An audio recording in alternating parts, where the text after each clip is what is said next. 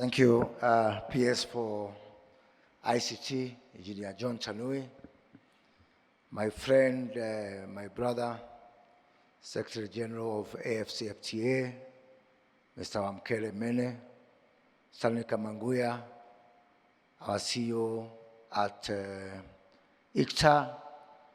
I think we have JP, our CEO from Konza, Mama M-Pesa,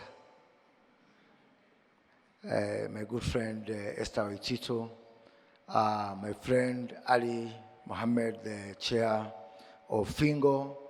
Ladies and gentlemen, good morning. It is my pleasure to be here to join you this morning. And when I'm here and I compare the traditional tech and the energy that is supposed to come with Fintech, forgive me to say that the energy levels are quite low.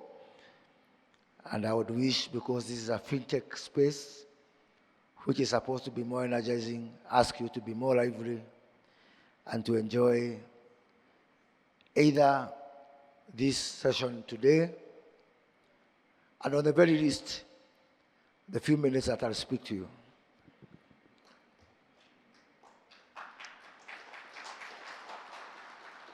We all know that technology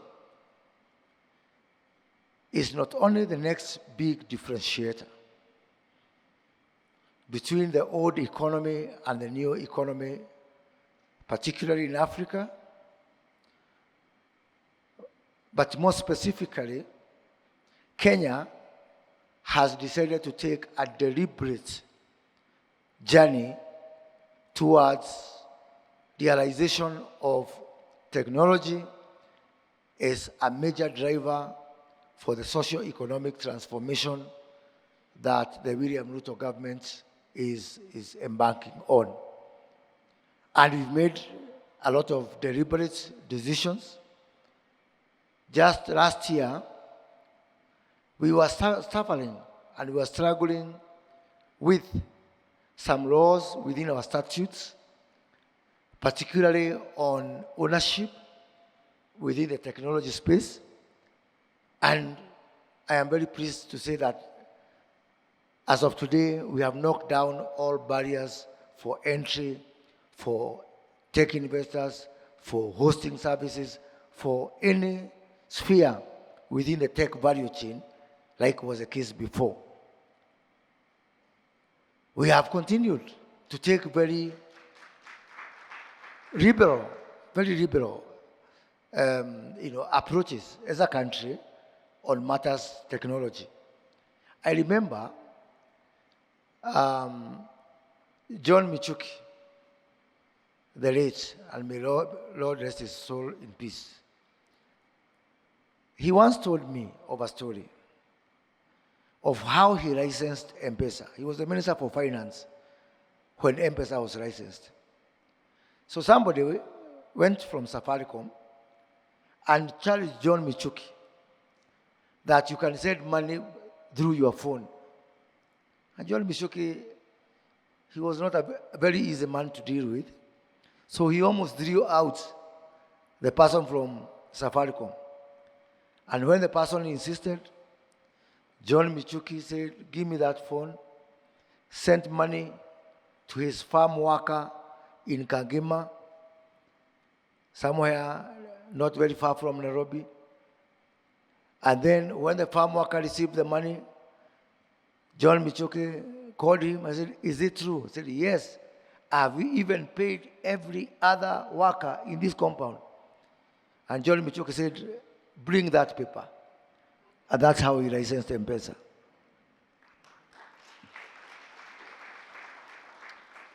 And I'm saying that because that belies the true story of the potential of Fintech, not only in Kenya, not only in Africa, but indeed in all developing countries. In our country, the working class, the workforce, consists of some 19 million men and women. Out of these 19 million, only 3 million work in the private sector, informal sector. 1 million in government, 2 million in private. That is the size of our formal sector. 16 million is the informal sector. And therein lies the future, the biggest potential for fintech in our country. Because for those 16 million people, me and you have an office where we report. But for those 16 million people, they report to an office known as fintech. That's where they live in.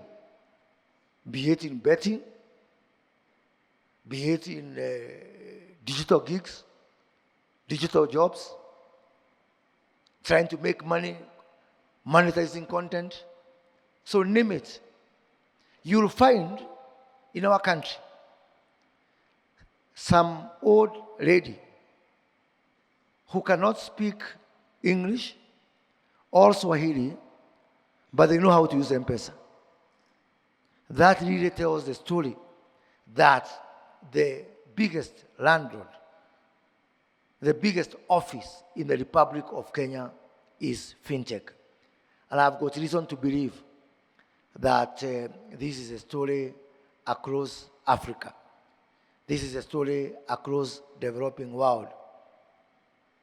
When we come up with solutions, our fintech solutions are most likely to be uptaken by our people because of the disproportionate size of the informal sector. I was just telling somebody yesterday, much as whatever happened in Bangladesh, people have different opinion. It is a fintech man, Mohammed Yunus of Grameen Bank, who is now the acting president of Bangladesh, put into power by the people. That is the power of fintech. That when we come with solutions which are specific, which are targeted, which are realistic to where the bulk of the population is, then we start to win. And I think I want to underscore that, realistic to our situation. Because I am a widely traveled person, and I've worked in this space, in both financial space and technology space, across all continents of this world. And I can tell you that if Kenya chose to pick from the shelves of models that were existing before, then I think that we could not have made a major endeavor and the progress that we made here. So let me conclude by saying that the government is very much committed to supporting fintech. We are committed to completing, to unlock all the obstacles that are there on the way to growth of fintech. Currently, ICT sector contributes up to 9% of our GDP. By the time we are done with our current administration, we are going to ensure that that contribution rises to 15% of the GDP. We are also working with our capital markets to unlock all the challenges of capital raising with our capital markets. So the next time you hear of a stock market, a complete NASDAQ for fintechs, dedicated for fintechs in Africa, it is going to be in Kenya, so that you can start to integrate fintechs to be able to attract capital using the capital markets. The incentives we are providing through our Concert City, where you can get access to up to 50% of power in Kenya, where you can get the best broadband, the best connectivity. The connectivity you can get in Concert City is as good as the connectivity you can get at the landing point of the submarine fiber in Mombasa, right in the interior of the country. So I hope that the next time I meet all of you physically, we'll meet you at the concert. And I hope that the next time we all meet trying to help our fintechs is when we join Kenya, where the whole of Africa says because Kenya has taken a lead to set up, a digital stock market to assist our fintechs to be able to raise capital so that we can grow together. Thank you, and I wish you very good deliberations. Thank you.